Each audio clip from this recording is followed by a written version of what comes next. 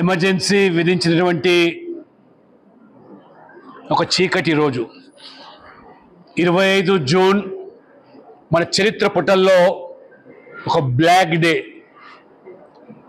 ప్రజాస్వామ్యాన్ని పూర్తిగా కాలరాచినటువంటి కాలరాత్రి 25 జూన్ 75.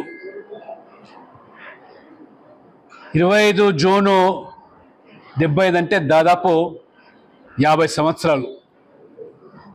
ఈ సమావేశంలో పాల్గొంటే చాలామంది బహుశా 50 సంవత్సరాల లోపల ఉన్న వాళ్ళు ఒకసారి చేతులు ఎత్తండి. 50 years బిఫోర్ ఎమర్జెన్సీ చూడని వాళ్ళు.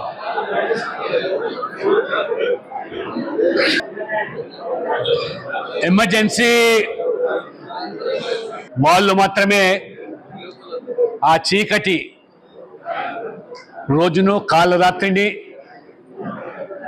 అందులో మరీ చెప్పాలంటే 60 సంవత్సరాల పై ఉన్న వాళ్ళకే దాని యొక్క మరి ఆ చీకటి రాత్రి తీసుకున్నటువంటి ఇందిరాగాంధీ నిర్ణయము, కాంగ్రెస్ ప్రభుత్వం యొక్క ఘాతుకాలు మీ అందరికీ నేను విజ్ఞప్తి చేస్తున్నది. 50 సంవత్సరాలు లోబడిన వాళ్ళు. ఇంతకుముందు గౌతమ్ రావు గారు చెప్పినట్టుగా ఎమర్జెన్సీకి వ్యతిరేకంగా అనేక మంది జాతీయవాదులు అనేక వ్యాసాలు రచించారు, అనేక పుస్తకాలు రచించారు. యథార్థ గాథలను మన కళ్ళ ముందు వారు ఆవిష్కరించారు. దయచేసి రాజకీయాల్లో రాణించే మీరు తప్పకుండా ఆ పుస్తకాలు చదవాలి. ఆ కాంగ్రెస్ పార్టీ ఏ రకంగా ఒక కుటుంబమే ఈ దేశంగా భావించి, ఇంతకుముందు వారు చెప్పినట్టుగా భారతదేశం అంటేనే ఇందిరా అని చెప్పి భావించి ఏ రకంగా ప్రజాస్వామ్యాన్ని అపహాస్యం చేశారు, పౌరుల హక్కులను కాలరాశారు. ఈ కాంగ్రెస్ చరిత్ర భావితరాలకు తెలియాల్సిన బాధ్యత మన మీద ఉంది. కాబట్టే ఇవాళ భారతీయ జనతా పార్టీ దేశవ్యాప్తంగా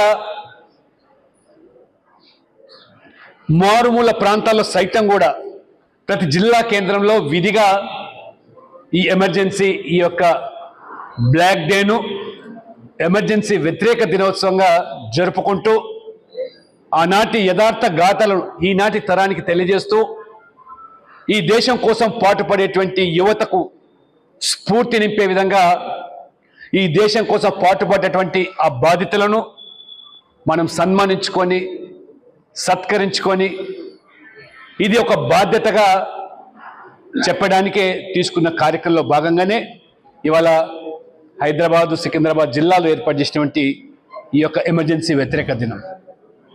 అసలు ఎమర్జెన్సీ విధించాల్సిన అవసరం ఎందుకు వచ్చింది? ఆనాడు 1971లో జరిగిన ఎన్నికల్లో స్వయంగా ఇందిరాగాంధీ ఏ రకంగా ఆ ఎన్నికల్లో అవకతవకలకు పాల్పడి అవినీతికి తెరలేపి అక్రమార్గాన ఎన్నిక గెలిచిందని చెప్పి ఆనాడు అలహాబాద్ యొక్క హైకోర్టు తీర్పునిచ్చి ఇందిరాగాంధీ ఎన్నిక చెల్లదని చెప్పి హైకోర్టు తీర్పునిస్తే మనం ఈరోజు అంటున్నాం, చాలా చూస్తూ ఉన్నాం ఇవాళ. అక్కడ రిగ్గింగ్ జరిగిందని, అక్కడ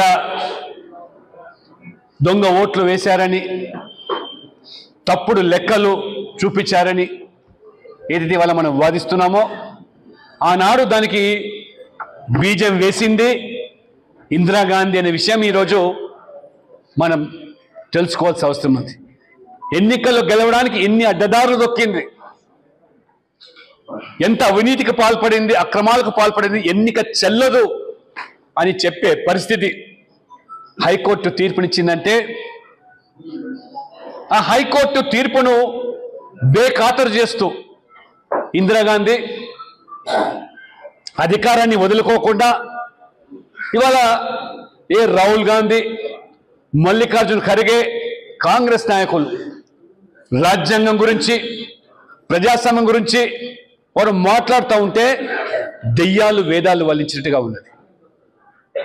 ఏ ప్రజాస్వామ్యానికి లోబడి, ఏ రాజ్యాంగానికి కట్టుబడి న్యాయస్థానం ఇచ్చిన తీర్పును ఖాతరు చేయకుండా అర్ధరాత్రి, ఆ కాలరాత్రి ఏ రకంగా మరి ఎమర్జెన్సీ విధించే నిర్ణయాన్ని తీసుకొని మంత్రి మండలిలో కూడా చర్చించకుండా, మంత్రి మండలి కూడా సమావేశపరచకుండా బలవంతంగా రాష్ట్రపతి ద్వారా సంతకం చేయించి మరుసటి రోజు నుంచి ఎమర్జెన్సీ విధించి అర్ధరాత్రి మొదలుకొని ఏ రకంగా 1,40,000 మంది ప్రతిపక్ష నాయకులు, ప్రజాస్వామ్యవాదులు, జాతీయవాదులను ఎవరు గొంతెత్తితే, ఎమర్జెన్సీకి వ్యతిరేకంగా మాట్లాడితే పత్రికా స్వేచ్ఛను కూడా హరింపజేసి పత్రికల్లో వార్తలు ఎమర్జెన్సీ కింద వ్యతిరేకంగా రాయకూడదు, ప్రచురించకూడదు. ఆ రోజు సోషల్ మీడియా లేదు,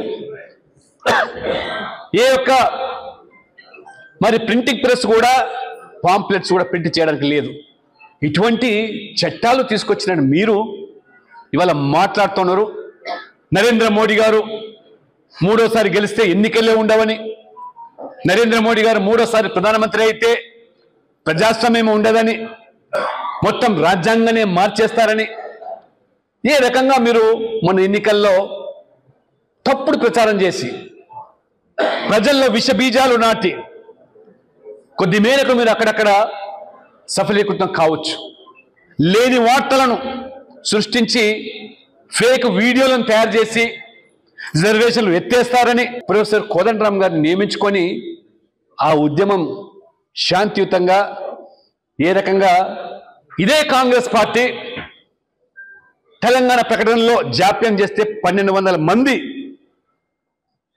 బలిదానం కావడము, విద్యార్థులు, యువకులు, దానికి సైతం కూడా కాంగ్రెస్ బాధ్యులే అని తెలిసినప్పటికీ కూడా ఇవాళ కోదండరామ్ గారు ఎమర్జెన్సీ గురించి ఇవాళ మాట్లాడకపోవడము, ప్రజాస్వామ్యం గురించి ఏ రకంగా కాంగ్రెస్ ఆనాడు భ్రష్టు పట్టించిందని నోరు విప్పకపోవడం, దేనికోసం ఇవాళ కోదండరామ్ గారు రాజీ పడతా ఉన్నారు. ఇవాళ ఎందుకు ఇవాళ మీరు నోరు మెద్దపడడం లేదు? ఇవాళ ఆ యొక్క కూటమిలో, ఇండియా కూటమిలో ఉండే పక్షాలు, ఆనాడు ఎమర్జెన్సీకి వ్యతిరేకంగా పనిచేసిన కొన్ని పార్టీలు ఇవాళ ఇదే కాంగ్రెస్ పార్టీకి వత్తాసు పలుకుతున్నారంటే, ఆనాడు కమ్యూనిస్టులు ఎమర్జెన్సీ సమర్థించినవి, చరిత్ర క్షమించని వాళ్ళను కనీసం 50 సంవత్సరాలైనా పశ్చాత్తాపాన్ని వ్యక్తం చేయకుండా కాంగ్రెస్ పార్టీ, కమ్యూనిస్టులు మీరు ఇవాళ గొంతు చించుకొని ఏదైతే ప్రజాస్వామ్యం గురించి మాట్లాడుతున్నారో ప్రజలు నవ్వుకుంటున్నారు. అంటే మూడవసారి నరేంద్ర మోడీ గారు ఒక ప్రజాస్వామికంగా ఒక పేదవాడు ఛాయ అమ్ముకున్న వ్యక్తి దేశానికి ప్రధానమంత్రి అయితే జీర్ణించుకోలేక, సహించలేక ఈ నెహ్రూ కుటుంబము ఇదేదో మా జన్మ హక్కు ఈ దేశాన్ని పాలించేదని, ఆనాడు ఇందిరాగాంధీ అదే తరహాలో ఆ యొక్క కోర్టు తీర్పును ఖారజు చేయకుండా ఎమర్జెన్సీ విధించి శాశ్వత పరుచుకోవడానికి అధికారాన్ని చేసినటువంటి ఆ యొక్క మరి కపట మరి నాటకమే ఈ ఎమర్జెన్సీ.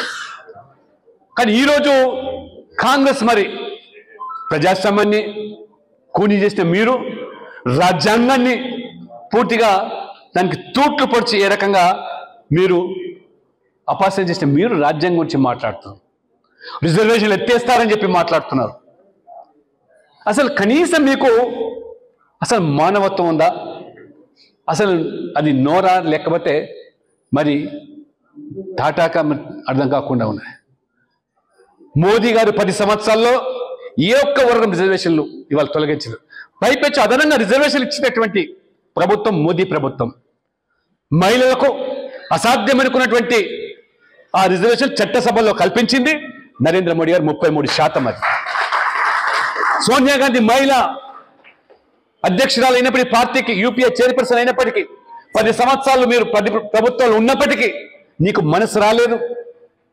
మీ ప్రభుత్వం భాగస్వామ్యం అడ్డుకుంటే, బిల్లు వీగిపోతే ఏ రకంగా మీరు మహిళలను మోసం చేశారు. కానీ ఇవాళ మోదీ గారు చట్టసభలో 33% రిజర్వేషన్. అంతేకాదు ఇవాళ ఎస్సీ, ఎస్టీ, ఓబీసీలే కాదు, సమాజంలో ఆర్థికంగా వెనుకబడ్డటువంటి వర్గాలు, అగ్రవర్ణాల్లో పేదలు కూడా రిజర్వేషన్లు ఇవ్వాలని మొదటిగా కల్పించింది నరేంద్ర మోడీ గారు, నరేంద్ర మోడీ ప్రభుత్వం. 10% ఇవాళ ఈడబ్ల్యూఎస్ పేరు మీద అదనంగా రిజర్వేషన్లు ఇచ్చింది ఇవాళ మోదీ ప్రభుత్వం. మేము రిజర్వేషన్లు ఎత్తేస్తామని మీరు దుష్ప్రచారం. ఇవాళ 70 సంవత్సరాలుగా జమ్మూ కాశ్మీర్లో 370 ఆర్టికల్ అవరోధం వల్ల అక్కడ ఉన్న ఎస్సీలు, ఎస్టీలు, బీసీలు అనేక మంది, ఆ ఎస్సీ, ఎస్టీలు, బీసీలో కూడా అనేక మంది ముస్లింలు ఇవాళ అక్కడ ఉన్నారు. ఆ కాశ్మీర్ లోయలో ఇవాళ ఎవరైతే ముస్లింలు గొర్రె కాపర్లు ఉన్నారో ఎస్టీ జాబితాలకు వచ్చేవాళ్ళు. ఇవాళ 70 సంవత్సరాలుగా అటువంటి వాళ్ళు రిజర్వేషన్లు నోచుకోకుండా ఉంటే 370 ఆర్టికల్ రద్దు తర్వాత మొన్న పార్లమెంట్లో చట్టం తీసుకొచ్చి జమ్మూ కాశ్మీర్లో కూడా స్థానిక సంస్థల్లో, విద్యా రంగంలో, ఉద్యోగాల్లో కూడా మొదటిసారి రిజర్వేషన్లు కల్పించింది అది నరేంద్ర మోడీ ప్రభుత్వం. ఎవరు రిజర్వేషన్లు తొలగించేది?